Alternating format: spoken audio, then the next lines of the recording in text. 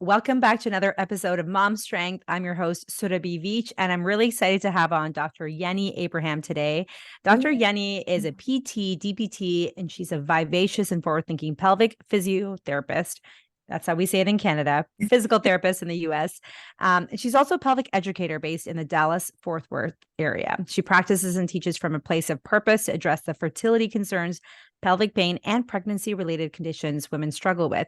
As patients finally called her Dr. Yeni. Her full name is Dr. Oluwa Yeni. Am I right?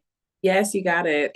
Okay. Dr. Yeni is also a mentor, teacher, and practices using gynovisceral manipulation techniques to treat and manage female mechanical infertility. I am so excited to talk about this. So these skills come into play with hormonal issues, ovulatory concerns, and reproductive diagnoses impacting fertility. So for people, I'm assuming who have endometriosis, PCOS, and a variety of other concerns, Dr. Yeni is a formidable woman, and I can attest to that. She hails as a proud first-generation Nigerian. That's amazing. She's a fertility warrior herself, who's now a mama with, and she's happily married. She has a wonderful son, and she's passionate about mentoring. Let's talk about all of this. Dr. Yeni, welcome to the podcast. Thank you so much for having me. I'm so delighted to be here. So let's talk about, first of all, what is infertility for very basics, and who does it impact? Who can it impact? So the clinical definition of infertility is when a heterosexual couple has been having intercourse or unprotected intercourse for a term of 12 months for folks that are 35 and younger, or 6 months for folks that are 35 and above, and have not conceived. And so even if you weren't trying, but you weren't avoiding, and you didn't even have a surprise pregnancy, we are going to conclude that there might be some fertility problems. And what types of conditions can impact this? Yeah. So I think the number one thing that most people are aware of is whenever they have any hormonal issues, right? So that typically presents if you've got a more endocrine diagnosis, whether it's thyroid problems or PCOS. That's a pretty common one now. But a lot of people don't also realize that there could be some silent factors that are impacting that could have impacted you even from the point of when you were hitting puberty. So sometimes might have had hormonal issues as early as that. We see that folks that are high endurance athletes have a lot of hormonal fluctuation issues, poor time processing cortisol. So there are many reasons why folks have infertility. I think those more nuanced hormonal issues can sometimes be the silent problems that a lot of people are struggling with that they're not aware of. Whereas the more common diagnostic issues like endometriosis, uterine fibroids, if you've had multiple abdominal surgeries and you've got scar tissue, tend to be the more obvious mechanical problems that are impacting fertility chances. So this is something that impacts someone we know, and every single person knows somebody who's dealt with infertility challenges. Can you talk about, you can either start with your own experience or maybe talk about your work. What would you like to? I'll leave it up to you. I'll kind of lunge in here real quick because I think it's really important for people, especially if you're hearing this, that, studies are telling us that 1 in 4 to 5 heterosexual couples in the Western world struggle with infertility. Wow. So this is incredibly common. We will likely all know someone, whether it's best friend, a cousin, an aunt, and whether that is something that is discussed freely or not, you likely know someone or 2 people even that are struggling with infertility.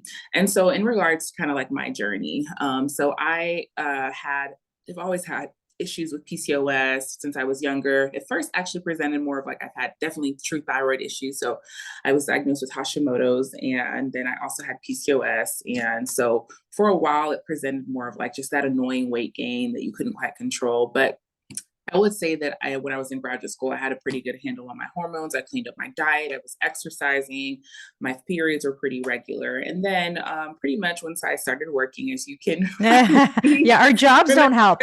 Yes, Surabhi, I'm sure you know what it was like those first few years as a new therapist. It was a grind, and I think my body definitely went off track, and I just was not as hormonally regulated. I worked with an incredible endocrinologist who was really trying to help me, but it was very obvious that I was having cycles that I was not ovulating, and so that was my true issue there. And so when I did actually start to actively trying to conceive after I got married, some of the major issues that I struggled with early on was not necessarily just being able to conceive, because I as you could fix the ovulation, you'll end up conceiving, was actually my issue was really with my losses. So I suffered several miscarriages. I even suffered infant loss and stillbirth. And it was just a very traumatic and challenging experience.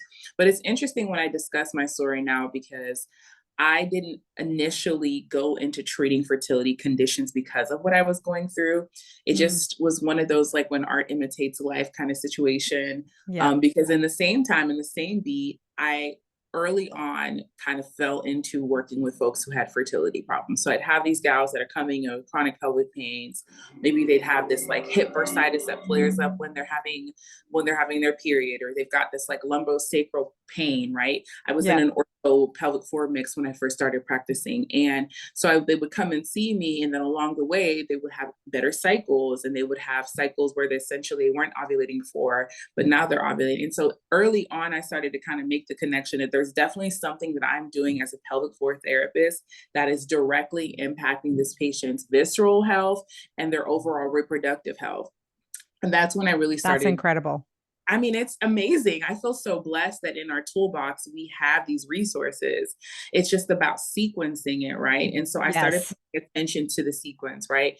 Where there's certain times of the month that maybe I was able to do certain things that the patient then had a more regulated follicular phase, right? Those are the things that I started kind of teasing out. And then I decided, I need to go get trained, because I don't want to just make things up. And I got my visual training through the Baral Institute, which I really owe them so much support, because even till today, as long as I've been doing this now, whenever I feel like I need to brush up on some of my skills, I definitely go back to them, because they're really advanced in treating organ problems, right? So how that kind of comes together is I'm treating patients, I'm helping them get better cycles. And because they're getting better cycles, they're also, getting pregnant. We're dealing with the mechanical scar tissue problems, but I'm also secretly battling my own fertility challenges. And I started to kind of make myself a patient, right? Yeah. I started taking my advice, doing the holistic stuff, collaborating with local interdisciplinary providers, and marrying both holistic but Western medicine principles to help me conceive and carry to term. And so I was very blessed at the end of the day, after several losses, to be able to carry to term my wonderful son. And it's just really brought so much more value in what I think I offer to my patients, because for the first time in my life, I'm really allowing the personal things that I've gone through to kind of intermingle with my professional perspective. Do you think that it's bringing value? Yeah. Absolutely. Thank you for sharing that. I think so often we think of professionalism from a very, Eurocentric standpoint, where we kind of cut aside our personal, and then we're a different person in the workplace. And, we have to hide all these parts of ourselves. And I think as we start to become whole, or embrace the whole, who we are, our own life experiences, our own journey, along with our professional experience, I actually think that it helps to better our patients' care. And so I'm so happy to hear that you're doing that. I haven't taken any visceral courses, and I keep hearing about this, and that is going to be, I think, next on my list. So for those of you who are like, what is the visceral? Visceral is all of your organs inside your body, inside your abdominal cavity, your pelvic cavity. There's a lot of things that can happen: scar tissue, movement restrictions, as well as functional restrictions. So you work within all that. Am I right? Yeah.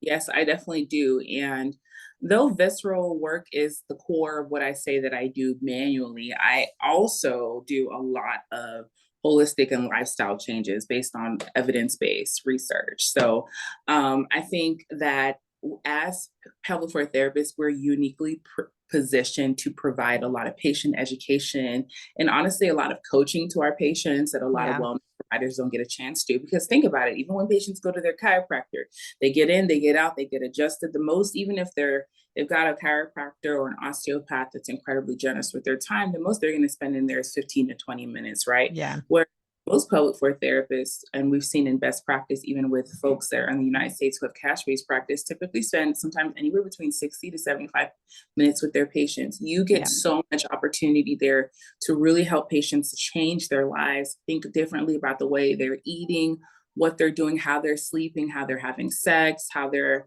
engaging with the world, how they're thinking about their bodies, how they feel safe in their bodies.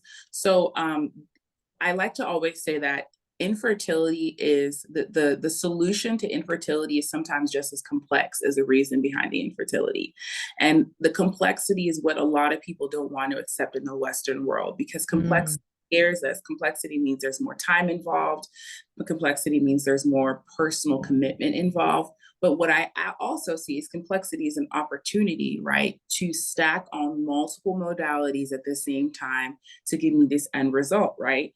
Because most times, yeah, you might have some hormonal issues, but you might have some pain problems too. You might have some high inflammation. If you've got systemic inflammation in your body because you're eating, xenoestrogens, or you're eating a bunch of junk food like most of in North America. Yeah. Avoiding eye contact with that one. Yeah, well, Canada, you're I eating your poutine in Canada. Hey, we're being honest, those It's are true though. It's true. and All the some convenience foods, there are some great convenience foods, but we live in a society where work comes first. yeah, We put aside our basic needs of yeah, eating, nourishing ourselves, exercise, and I yeah. think that's where the complexity with treating any pelvic pain condition, including fertility, comes in. Is like it's not one thing that caused your problem, so we can't do one thing to solve it either. Absolutely. Yeah, and I think it's hard to almost accept that for a lot of people Yes. too, is because it does feel big to know that you're living in an environment that is not supporting your reproductive needs, right? Yes. And so taking on that responsibility to start to now have to make critical decisions on a day-to-day basis, from everything from the kind of scents and perfumes you put on to parabens that you wear in your makeup. Right. It gets granular depending on how chronic and challenging your problems are, but Yeah. these are important things. And this is why, me, I'm big on education, is that even though I primarily educate other providers because I feel like I can reach people better that way, I also make sure I take the time to also educate my patient population and put things in plain language, because I think that knowledge base is so crucial for folks to be able to piece things together, right? So if you've got a person who was a D1 athlete who had a terrible groin injury and is dealing with some undistinguished, pelvic pain now, and they're struggling with their periods, and they're like, we're able to now stack the biomechanical problems they're having, the potential hormonal issues they're having, and treat those at the same time, and help them to be able to achieve their pregnancy goals or their fertility goals. So yeah. And I'm glad you talked about athletes as well, because I used to be a cross country runner and cross country skier. Ooh, And I nice. saw, though I got periods, I've always had borderline PCOS and they've never been Yeah. regularly and have all the associated symptoms. But I remember going to school with and training with athletes who never got their periods because Some, they had such low body weight. They didn't eat enough. They overtrained and they did struggle with fertility. yeah. They're 100. more likely to struggle with fertility, right? And it's Yeah. important that we don't just address fertility. I think from what I'm hearing you say is not just when it's time to you're ready to get pregnant, but Yeah. also some of these earlier signs that might lead you to think, you know what, these may be issues that I have. So it's never too early to get support from a Yeah. pelvic PT who's trained in fertility, to help even resolve some of that pain and restrictions. Um, can you talk about this? This is something that I see a lot is, I'm Indian and there's Mm. Indian Indians have no trouble with population, right? Like Yeah. there's no problem with fertility. I mean, I say that, but there's for sure problems with fertility Yeah. anywhere in the world. But I notice a lot of the Indians who come here, they struggle with fertility. Oh yeah. And so can you talk, you touched on environment a little bit, but like that Yeah. environmental cultural factors that then weigh in on certain populations more and impact Yeah. our fertility more. Can you talk a little bit about that? Thank you so much for bringing that up, because I don't think I've actually even publicly had this conversation with someone, but it's something I think about and talk to my patients about often. There are definitely some cultural portions to dealing with infertility. You're very spot on, as we have Southeast Asian populations, we have African populations, Latin populations that come to the United States, and all of a sudden we have these alterations to their reproductive chances. And Yeah. interestingly enough, I think something that would be great to share if folks are ever interested in combing through some of the updated research in regards to male infertility, because even though a lot of the work that I do is Mm, female infertility, what yeah. we're thing is we are seeing an uptake in male infertility. So the research Right. used to state that about 53% of infertility was strictly female related, about 30% of that was potentially in mixed, and then they would say anywhere between 29 and 33% would be male infertility. Now they're kind of delineating that, and they're saying about 46% of fertility problems are strictly male related. And Wow. a lot of times the nuance in cultural communities is to still place it on the female partner, when Yes. there's a lot of diet problems, there's a lot of exposure to chemicals and to poor environmental factors, poor behavioral patterns. You've got truckers who are dealing with vibrational Yeah. tension all day, and it's affecting their Yeah. right? It's stuff that you And don't think about, right? Because you just think, don't think oh, it's about. something must be wrong with the woman's body. Right. And if we also know there's something that's kind of interesting, geographically speaking, too, a lot of immigrant communities move to large populated cities and are also Yes. exposed to a ton of air pollution. And even though they might have opportunities to move more, regardless of that, the mobility does not necessarily support and override what the chemical exposure is doing to their bodies. And so if you have someone like myself, I'm a Nigerian, I come from a Nigerian background, who, for the most part, if you're not living in a large city, you live in a regular village town or a regular township in Nigeria, you're exposed to really natural foods. Your major form of transportation is often walking, or you're doing short car rides to get, you sleep better. You probably see it between 8 to 10 hours a day. I mean, it's so That much. sounds like a dream. It does, right? Yeah. I don't even know if Listen, my body listen, allows me why to think. why did they convince us that that was It was a problematic? it You was know, a scam. They it scammed was us, girl. 100% We scam. went to grad school and we never came out the same. That's what happened. Listen, PT school Back. destroyed me. My PT neck, school, my back. literally, I just never came out the same. So it's too funny. But no, yeah, like it's so you have folks that are moving into these really, really poorly regulated environments that are unfortunately contributing to their fertility problems. So I think, like, that's why I would say that right when I use the word complexity, people get scared because they're like, Yeah. oh, complex means I can't approach this. No, complex means there are many factors involved and we cannot overlook anything, right? You cannot strictly make this a hormonal problem when the way you're eating is not supporting your body to be a appropriate reproductive environment, right? So yeah, there's so much to discuss there, but there are definitely some cultural implications. And thank you for sharing the part about sex too, like that men Yeah. are also so involved, from diet to smoking to alcohol abuse to so many different factors and stress, right? So a lot of people, especially if they're newcomers, immigrants, or they're from cultural backgrounds that are more disadvantaged, there's a high amount of stress. And we know that stress impacts every system in our body. And so I think it's really, I feel like there's so much we do a disservice to people who experience infertility when we're just promoting medical interventions, Yeah. injections, and Yeah. here, this will fix everything. And when people actually believe that and then they have multiple failed attempts at getting pregnant or multiple losses, they blame themselves when often it's just Yeah. a matter of addressing it from a holistic kind of whole person perspective. Yeah. Which I agree, it can be overwhelming, but it's also a gift because there's so much Yeah. we realize we can actually control when we understand our bodies better. Yeah, I would like to mention something that's interesting about immigrant communities is because most folks that come here from a different country, the first thing that's on their mind is economical survival. Mhm. And no one really knows about the implications of building and growing a family when you're trying to economically survive, right? And Yeah. so the sometimes the naivety from a lot of immigrant communities, I can even speak to the West African community, immigrant community, is you don't ever think that having babies is going to be the issue. You're When you come right. to land, it's all about establishing yourself into a home, getting a good job that you can pay the bills, getting your kids through school, having kids to get them through school. But no one ever stops to think that, oh, what if we don't have kids, or what if we have issues having children? So I Yeah. do think that it's important to have those clear communications, because I have patients that come in here, they're from, Middle Eastern communities. I have a lot of Middle Eastern community in my area here. Yeah.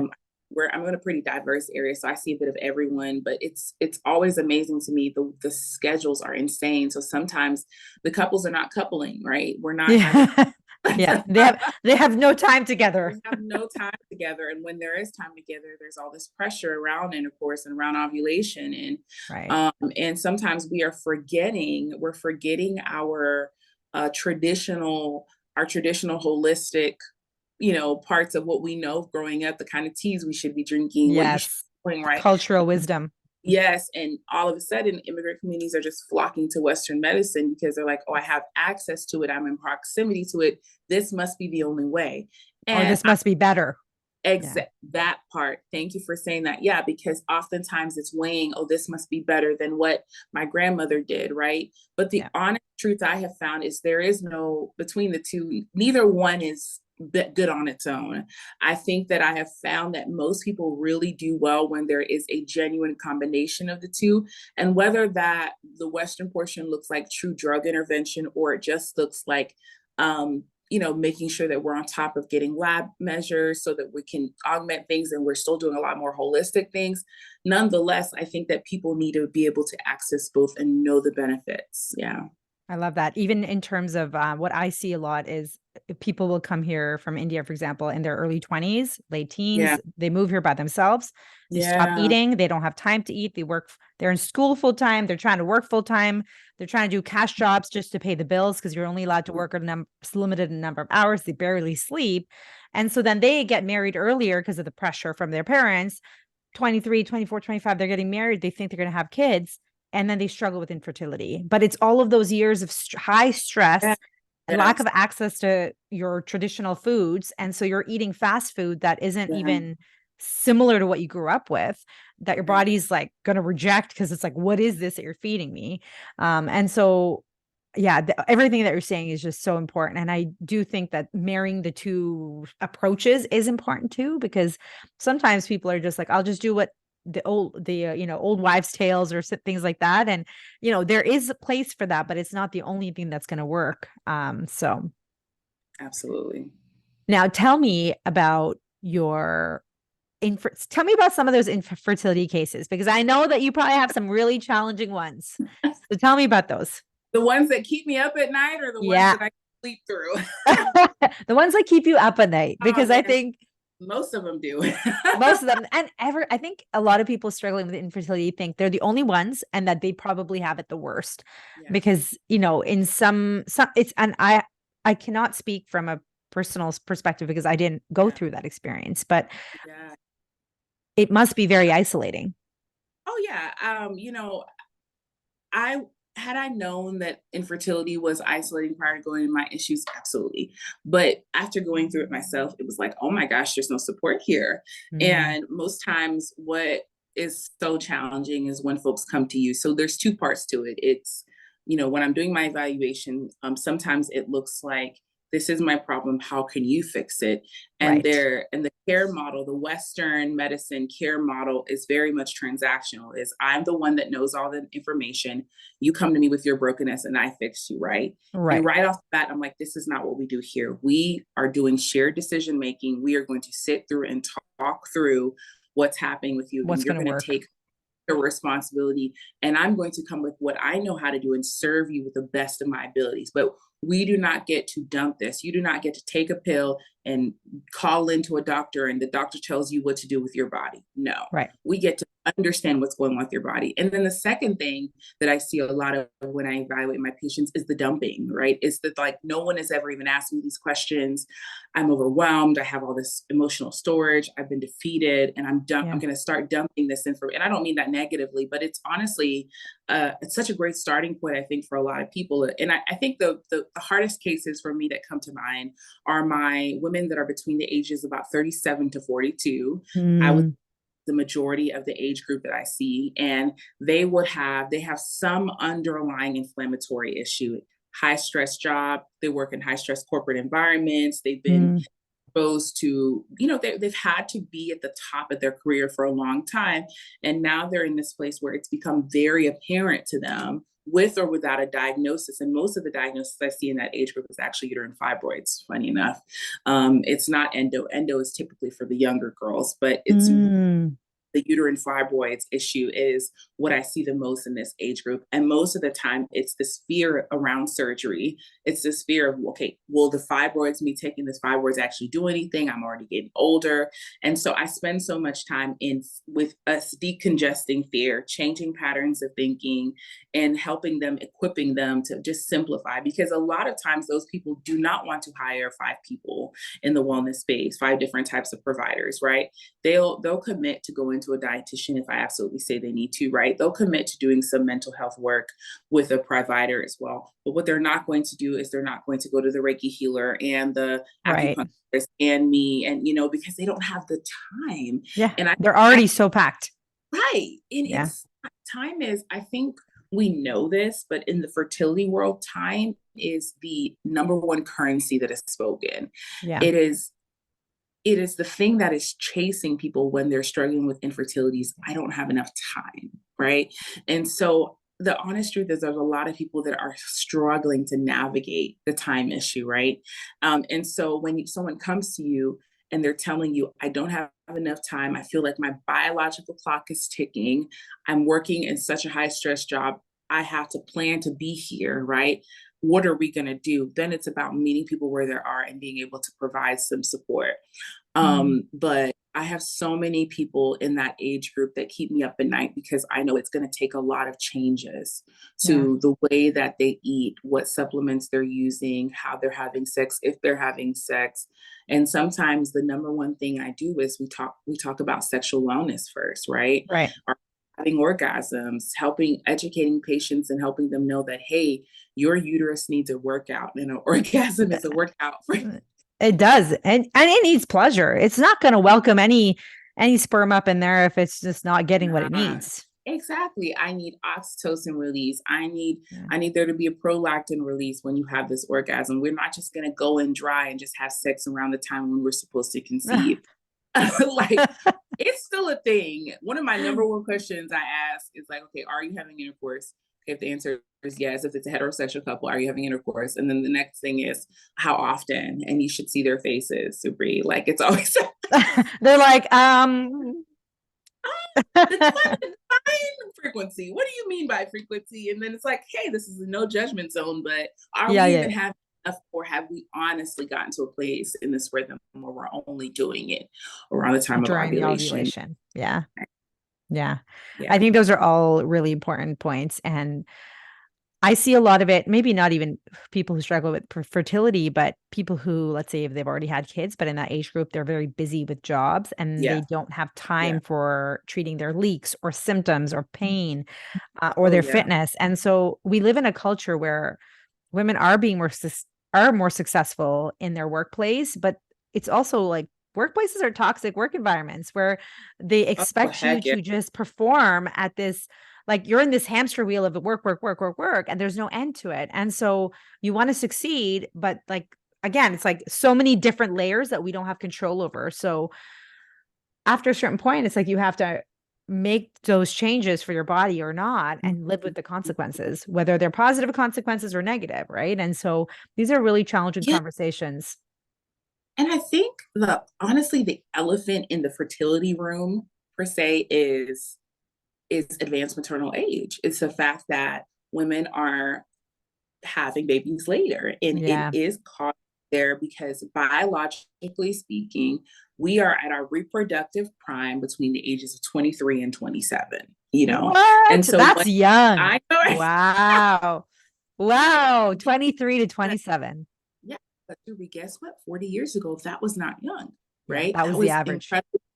Yeah. And even someone at 27, I remember when I was reading, because I'm a history geek, but I was reading even like, the requirements for flight attendants in the 60s and the 70s. Yeah. They had to be married and they couldn't be over the age of 27 because they were considered old at that point, right? So you have to understand that as a society, our perspective as women, because we've come out front, we've asserted ourselves into the public, into the working space, into entrepreneurism, we have shifted what is acceptable now when it comes to reproduction. So a lot of times we are not settling into a space to actually start our families until we're in our early to mid 30s, right? Yeah. And so think about that 37 to 42 age group I was mentioning, I see a lot of in my practice. Those are people that are actually reaching a career peak, right? This is the time Yes. where there are so many opportunities now people are accessing in their careers, and they cannot throw off their momentum, right? There's Yeah. too they're no longer the 30-year-old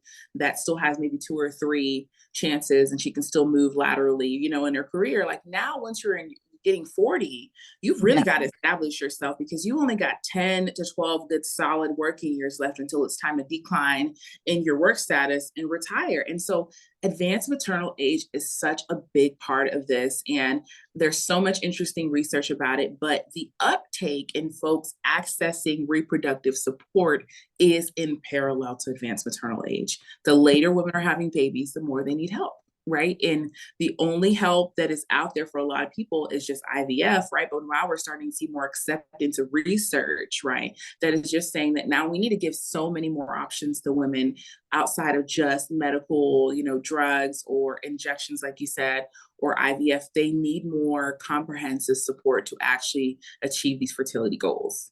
Now, for someone who, let's say, hasn't tried for 6 months and they're above the age of Yeah. 35, but they're suspecting maybe I'll have trouble, would coming to see someone like you preemptively still be helpful as like kind of a Absolutely. fertility screen? Yes. And I thank you for using the word screen, because that's appropriate. I think a lot of times, because when folks think, oh, well, you're still a physical therapist, what exactly are you going to be doing? I'm not really sure what are you going to be? And I'm like, I am a physical therapist. I'm a pelvic floor therapist, and I specialize in infertility. So I'm going to be a pelvic floor therapist first. I'm going to do a vaginal exam on you. We're going to do a pelvic exam on you. We're going to check out your vulva. We're going to do sexual health and education. I'm also going to look at your bowel, bladder, right, function, but I'm also going to look at your viscera. Is there any immobility, right? We're going to look at your history comprehensively. Are there any red flags? Maybe there's some genealogy there. Maybe there's been some infertility in your family, right? And so what it does is it helps people in those kind of screening visits, right? Or those kind of what I call like those exploratory visits, is people get to clarify their and understand when to prioritize their reproductive decisions. Because a lot of times, if I'll have, and I can't tell you, I remember I had a patient that just came to mind. She was diagnosed with primary or premature ovarian failure at the age of 22. And the only reason, and then if anyone doesn't know about premature ovarian failure, is essentially when your ovaries begin to shut down and essentially do not create enough follicular activity for you to still be able to create eggs. And so essentially your ovaries go into menopause much sooner. We're talking about, Wow. low anti-Mullerian hormone, which is our major fertility indicator, right? That number drops into the dumps by the time they're in their mid 30s, right? And so Wow. most people who have premature ovarian failure end up needing a donor egg because they're not able to produce their own eggs, right? And so I had this patient, she was diagnosed at 22 years old. Surabhi, the only reason why she knew that was because she was married at 20. Now, how many of us are getting married that young? We Yeah. don't. But Yeah. she had her and her best friend got married really young. They're a super cute couple, and they've been trying pretty much off the bat for 2 years. And she couldn't conceive. And so she went into diagnostic information and got that diagnosis. Because she did that, she was able to go through IVF, right? And she was able to conceive her first child, her first child. So I think that information for her, she was just a best case scenario. Yeah. It was She like was young. She caught it early on.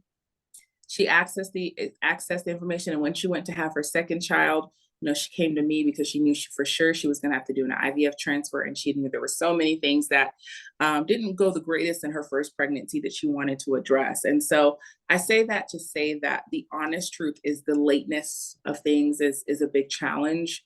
Unfortunately, I think it would be so nice if everyone got a screening, if they got the labs done. And I say it now, I'm in a Christian community. I tell a lot of people, like, hey, when you're dating somebody and you're seriously courting them and your guys are looking to get married, y'all should be doing some genetic testing, and y'all should be doing some reproductive testing, because Mm, the better going into the union yeah. where if there are problems, we Yeah. cannot.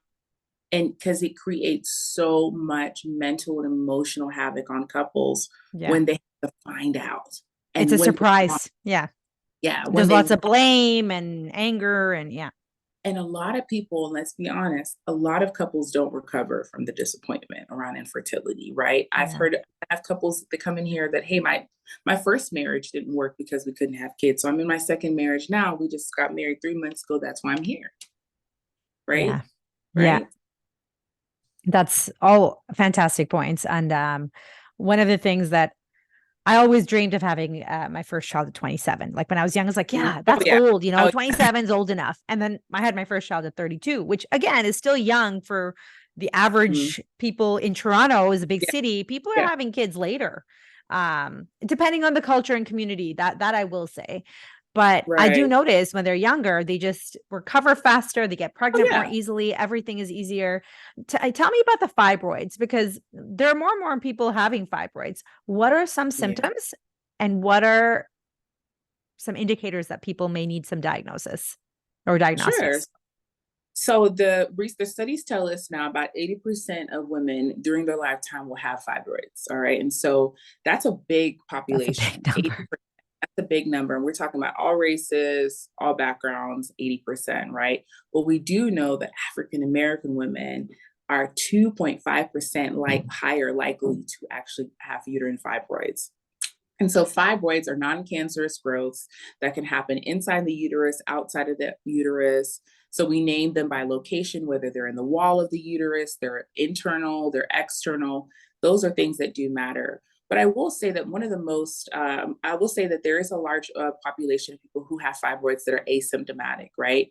The only reason why we end up maybe having to excise or to take out the fibroids is maybe because the fibroids are internal and they're impacting the ability for a baby to implant. Mm. Um, so that's why we take them out. That's more of a safety measure because best case scenario, we don't want a fibroid in with a growing baby because fibroids that are grow with growing baby, they do respond to the hormonal activity around the fetus and the vascular activity in the uterus and can grow up to sometimes 2 to 4 times the size of the growing fetus and cause a lot of challenges, right? And so doesn't I've had mean a that couple clients who've had that. oh yeah. So it doesn't Yeah. mean that people still don't get pregnant and don't carry, but they're considered high risk, right? But if you are not pregnant and you happen to be symptomatic, most of the more common symptoms is we have undistinguished, we have the best way I could say is that there's an unclear explanation as to why we have chronic bloating. So it's not GI related.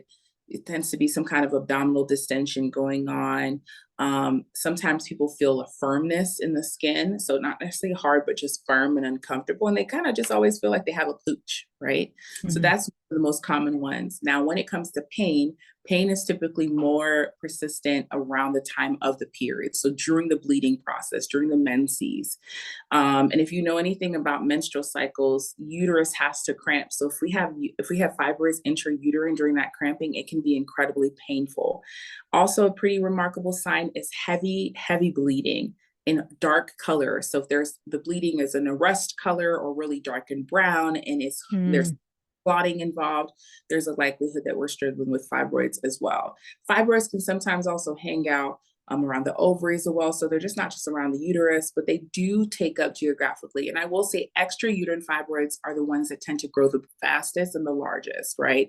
And so they take in a lot of space, they crowd quite a bit, they can create a lot of pelvic congestion, reduce blood flow into other pelvic organs. Sometimes when they're really chronic and large, I have patients that have pain with defecation, chronic Mm. constipation. And a major one that I see a ton of is increased urination. So urinary frequency is Mm. a major one that I see in a lot of people with uterine fibroids. That's thank you for sharing that because I think given that 80% of people will have it at some point, they're Yeah. more common than we think. And a lot of the times it's missed as a potential diagnosis or condition. Yeah. And so I think it's important for us as pelvic PTs and just whoever's listening to this to consider this in your, consider that you might have this if you're having some of those symptoms. And it's not always endometriosis, right? You can have fibroids Oh, outside of endometriosis. Um, yes. okay, tell me about you have a whole specialty program. Tell me a little bit about that, because I'm so excited about this and I will take this one day. Oh my gosh, I'd love to have you sincerely. So I cannot tell you how honored I feel to have developed this certification for our field. So it is called the Pelvic Rehab Fertility Specialist. It is a certification, a very comprehensive certification for pelvic rehab providers. And so that does include physiotherapists, occupational therapists. It also includes physician assistants, as well as nurse practitioners, MDs, and DOs. So it is for Amazing. folks who truly provide pelvic rehabilitation in their field. And essentially it takes you into self-paced pre-course work that you can do to expose you to fertility backgrounds, menstrual cycles, how to cycle, how to evaluate your patients. And then we get to have tons of fun, and we get to have some online a live course portion for about 12 weeks. It's incredibly manageable, because I know a lot of people, when they think 12 weeks, oh my God, but it's very manageable. It's a private community online. It's a cohort, and you literally get to win over not only just taking the course, but you get an immediate community of pelvic rehab fertility providers right then and there. You get your people, your clinical support system, because a lot of us are solo. We don't have a huge staff to always talk to. So for me, it was also about not just creating a course that folks just take self-paced and then that's the end of that, but creating a community where people can, hey, jump off ideas off of each other, and we can always support each other and learn more clinical information as evidence is coming up.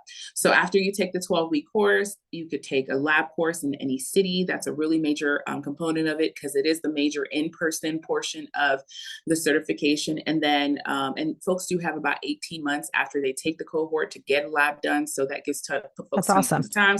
Yeah. And that's really right, because a lot can happen. You can get pregnant, you get married. Exactly. Are you coming to, are any of the labs in Canada, in Toronto? Close. I am definitely putting Toronto on the map in 2025, but I am coming close. I'm going to be in New York City. So that's the closest I'm getting to Toronto, which is not bad. Yeah. Then after that, the only thing we ask to complete is that you just got to submit a case study, and you take a quick test online, and you get certified, and you get to use incredible. PRFS behind your name, and you only have to recertify every 4 years. So it's a way to keep up with the clinical competency and standards in our field. And because I know it's going to grow, we're seeing too much infertility for us to not have this in our field. And so the idea is to help providers really feel like they have some standardization. I think this is incredible. The Pelvic Rehab Fertility Specialist.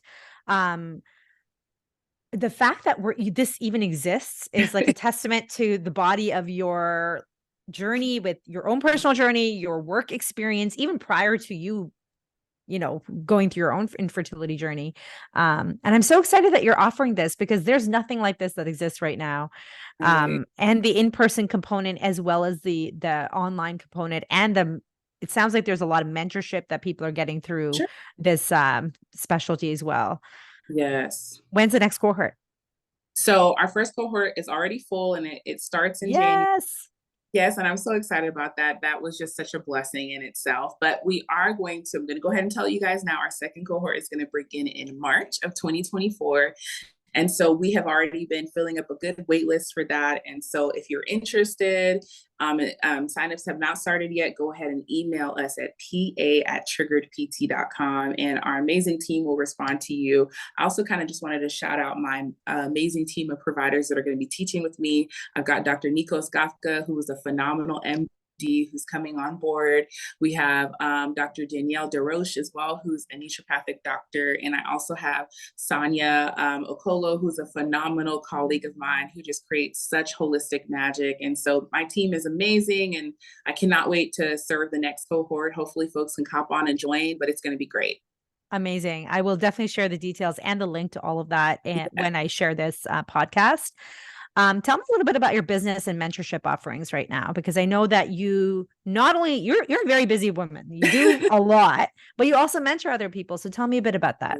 I do. And so it's funny, because I kind of do it. I've always kind of done it under the wraps. Yes. But I do provide business mentorship. And I feel like sometimes folks just don't know how to bring all this together, bring the clinical information and also the business side. And so being able private practice for a while now has kind of exposed me to a lot of trial and error. And I do think that once you specialize even further as a pelvic floor therapist, you do need guidance to get this right. You do need to know how to talk the talk and walk the walk with the interdisciplinary team you're going to need. And so I do provide one-on-one. I also have office hours every month that I have open, so folks can always sign up and we do case reviews. I have tons of master classes and courses online that you can just purchase to help with just specific topics, everything from endo and adenomyosis to even how to treat patients that have irregular periods. And then a lot of times what's great is folks take that class and it's very clear to them that they need that clinical and overall mentorship. And so in that case, just go ahead and email us and we'll get you signed up. That's incredible. I have some questions for you about just what you do for yourself. So first question, what are 3 simple things you like to do for yourself every day for self-care? Oh man. All right. So I would say I try to spend some time in prayer. I think that's a main thing that I like to start my day off is just in a word of prayer. And I like to read at least one scripture to get my day started, to get my mind grounded. Second thing I do, I would say maybe I do this every week, is I try to find alone time. And most time that alone time looks like just stopping over for a cup of coffee and sitting for about 15 to 20 minutes, not looking at Just my by phone. yourself. Just Yeah. by myself. I thought I was an extrovert this whole time. It's a lie. Once I I'm the went, same. it's like once you get into your 30s, you're like, no, I want to be alone. Yeah. Yeah. I'm like, give me as much alone time as Like I'm possible. I love people, overstimulated but like we also work in jobs where we're talking to people all day. So it's a lot of all talking and a day. lot of people time. So Exactly. And the third thing that I genuinely love to do for myself is I love to move. I like to take walks where I can think and I can be around nature. Sometimes I like to just kind of walk into an area or go into a new area and check out foliage. Like I just enjoy allowing nature to kind of, give me back what I need.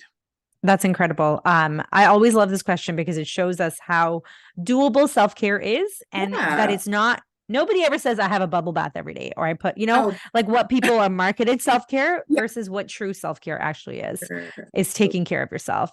Thank you. What is something that you're really passionate about right now? So you've just shared about all of your exciting fertility certification, but yeah, tell me, could I be think, that. yeah, aside from just the fertility work, because I think I've spoken so much about that, I think I'm also very passionate about prioritizing my happiness and my joy.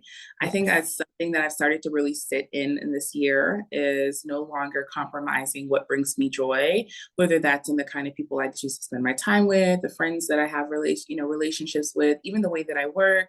It's super easy as providers to get burnt out in this work and to just work so much and you take so much. And I've just started to get to this place where I'm just no longer compromising my happiness. If it don't feel, I don't want it, like I need to be at peace with myself when I go to sleep at night. I need to be super happy.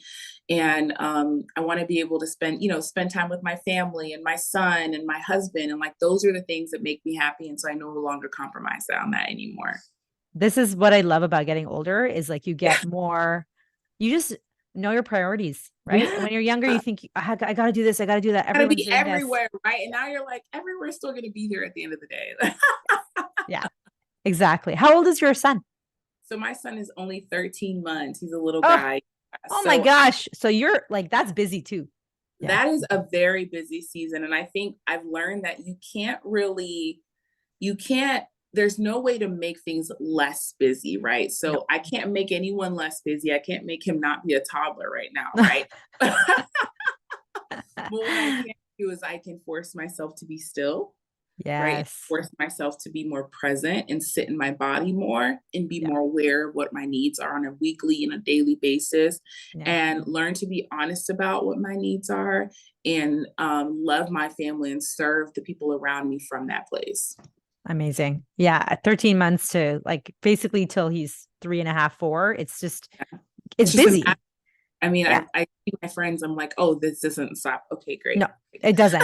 And that's a lie we feed new moms. Oh, it gets easier. It does in many ways, but it also gets busier. So don't put off self-care. Don't put off movement if that makes you happy, because it doesn't get easier when they get older. Then they have activities and it just never ends, right?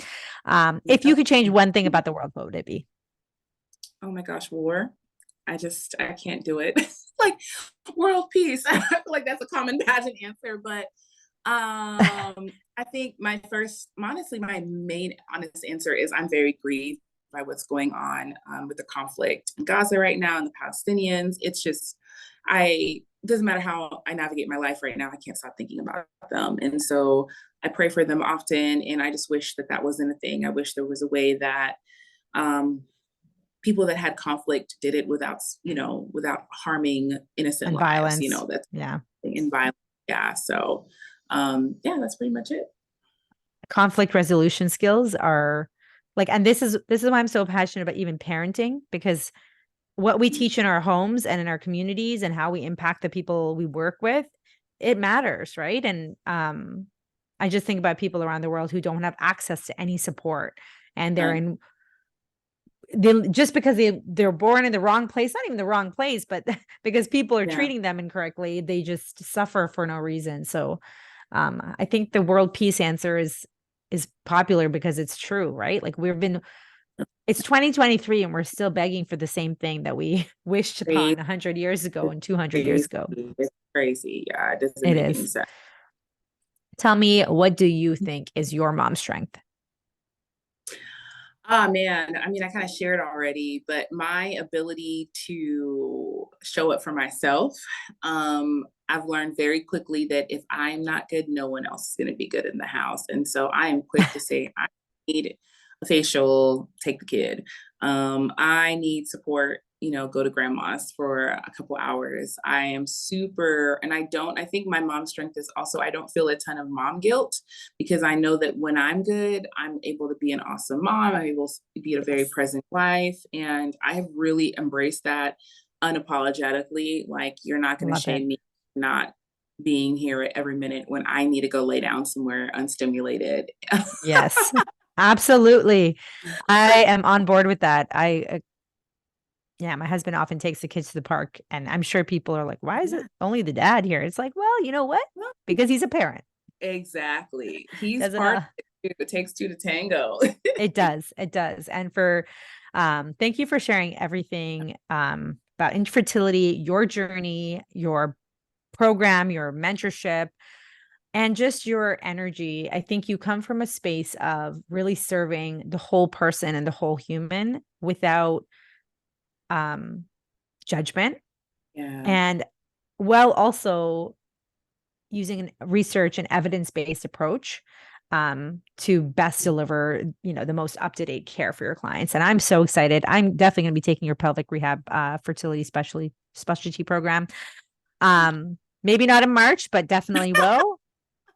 For anyone who's listening and you're in Toronto, yes, let's get Yeni in Toronto as soon as I know. possible. No, I was literally speaking to my team the other day. We have decided we are going to go to globally in a couple of countries in 2025 for sure. So it's coming. We've I'm had so folks excited.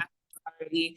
So we put that at the top of the list, but you have a I'm huge fan base in Toronto. So yeah, I feel like there will definitely be people who are excited to meet you and learn from you and yeah, all the honor things. to sincerely. I would sincerely. Thank you so much for having me. I enjoyed this conversation.